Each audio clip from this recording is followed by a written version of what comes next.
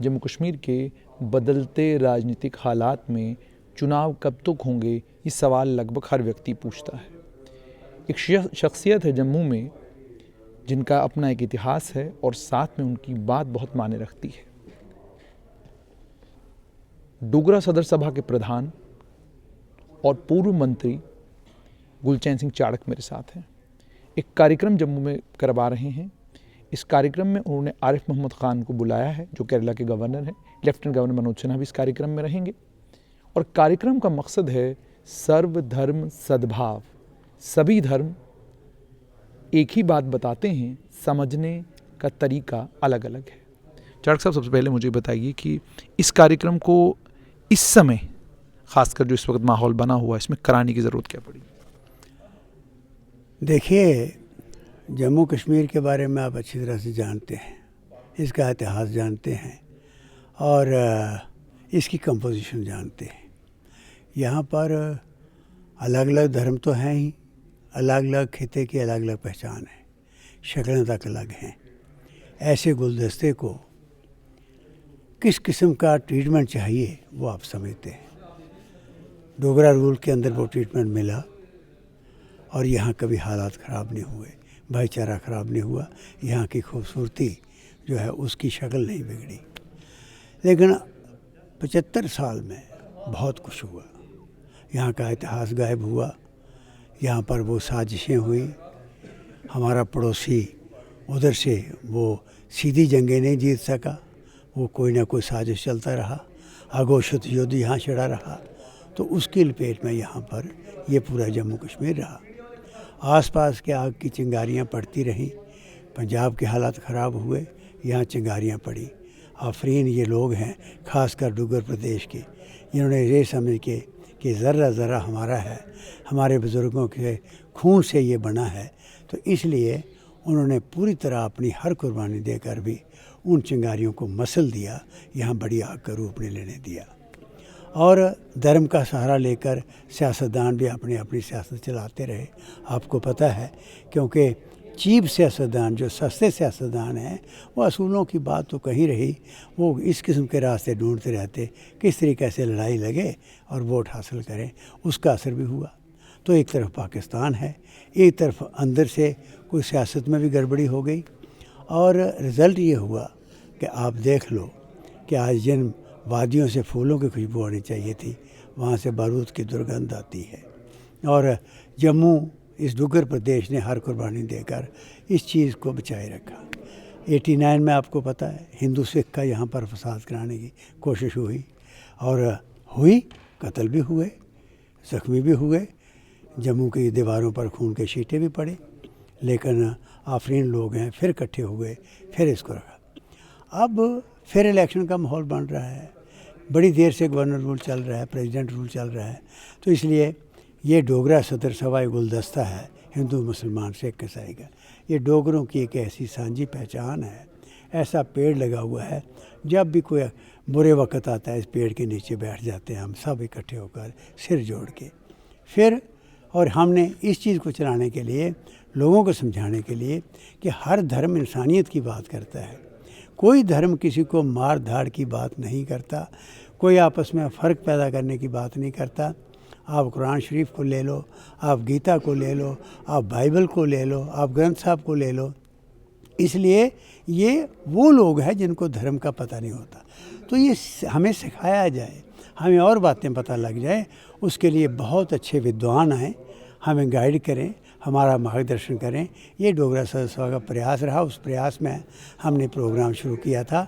उस प्रोग्राम का नाम रखा था, ये 1994 जब पीक पर सारा सिलसिला था, उस वक्त शुरू किया था। नाम रखा था मानवता का संदेश, प्यामे इंसानियत या मैसेज ऑफ ह्यूमैनिटी। ये 1 डे कॉन्फ्रेंस हम करते हैं कि ये सारे धर्मों के स्कॉलर आते हैं और ये प्याम इंसानियत आपने करना है। चाड़क साहब, मुझे ये बताइएगा कि ये तो कल आपका कार्यक्रम होगा, लेकिन दूसरी तरफ आपके पुराने साथी और जिनके साथ आप मंत्री भी रहे हैं, गुलाम नबी आज़ाद ने अपनी पार्टी का गठन किया है। हालांकि पार्टी का नाम डेमोक्रेटिक आज़ाद पार्टी रखा था, बाद में अभी वो इलेक्शन कमीशन से उनको नाम मिला नहीं है। आप उनके साथ नज़र नहीं आए। देखिए, मैं एक ऐसी संस्था का अध्यक्ष हूँ, ये पहले भी रहा हूँ, मैं किसी पार्टी में नहीं था, ये उस वक़्त जब बहुत हालात ख़राब थे और बहुत लोग मैं मेन स्ट्रीम के अंदर लाए हम अपनी कोशिशों से। पुंछ राजौरी के अंदर धड़ाधड़ पाकिस्तान अपने पंजे फैला रहा था, लड़कों को जेलों से छुड़ाया, घरों में लाए, उनकी राइफलें छुड़ाईं और फिर रास्ते पर लाए, और उस संस्था को मैं चला रहा हूँ।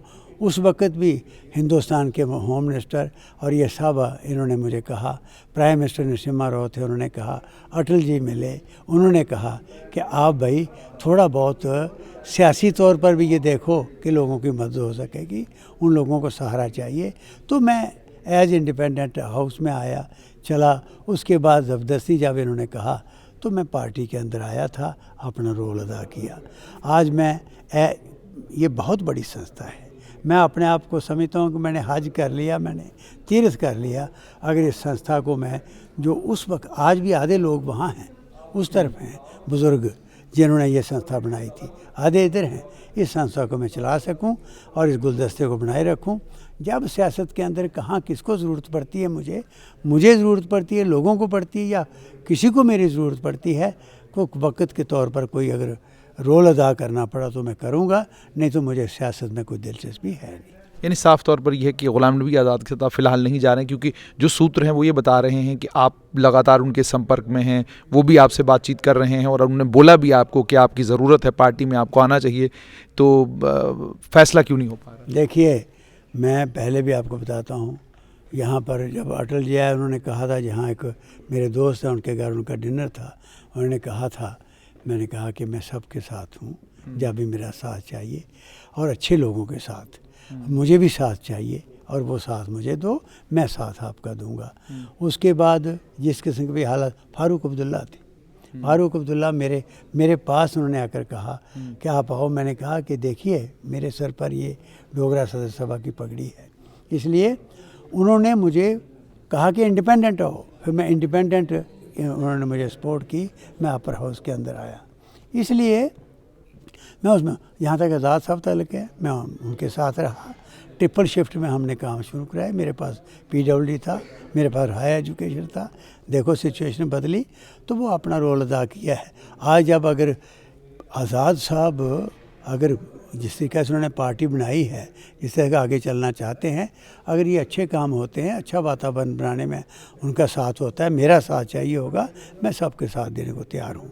आज BJP के लोग सारे के सारे मेरे वो साथी हैं, वो नज़दीकी हैं, मेरे अजीज़ हैं, कोई इतनी रिस्पेक्ट करते हैं, कहने की बात नहीं। इसलिए मैं कोई अभी अपने पर लेवल लगाने को तैयार नहीं।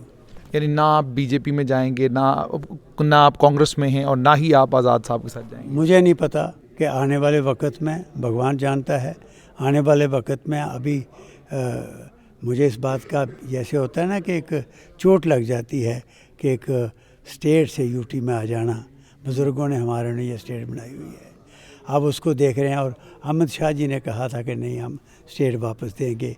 उन हालात में कहाँ कर क्या रोल बनता है, इसलिए मैं अभी ये नहीं कह, ना हाँ कर सकता हूँ ना कर सकता। चाणक्य साहब, मुझे एक चीज़ और बताइएगा कि क्या आपको लगता है कि समय आ चुका है आपकी जम्मू कश्मीर में चुनाव कराए जाने चाहिए, या आपको लगता है कि पहले जम्मू कश्मीर को दोबारा राज्य बनाया जाना चाहिए, राज्य का दर्जा दिया जाना चाहिए, उसके बाद चुनाव कराए जाने चाहिए? मेरा ख्याल है कि राज्य का दर्जा देना चाहिए, बड़ा अच्छा होगा, और फिर चुनाव हों, और चुनाव करना बहुत ज़रूरी है।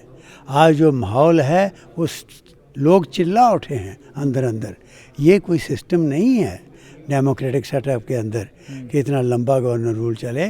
लोगों को वक्त मिलना चाहिए, उनको मौका मिलना चाहिए कि वो अपना रोल अदा कर सकें। बहुत बहुत शुक्रिया। तो आपने सुन लिया गुलचैन सिंह चाड़क, इनका साफ तौर पर ये कहना है कि चुनावों का समय आ चुका है, लेकिन अगर राज्य का दर्जा देने के बाद चुनाव कराए जाएं तो ज़्यादा बेहतर होगा। लंबे समय तक किसी भी जगह उपराज्यपाल शासन या राज्यपाल शासन होना ठीक बात नहीं है।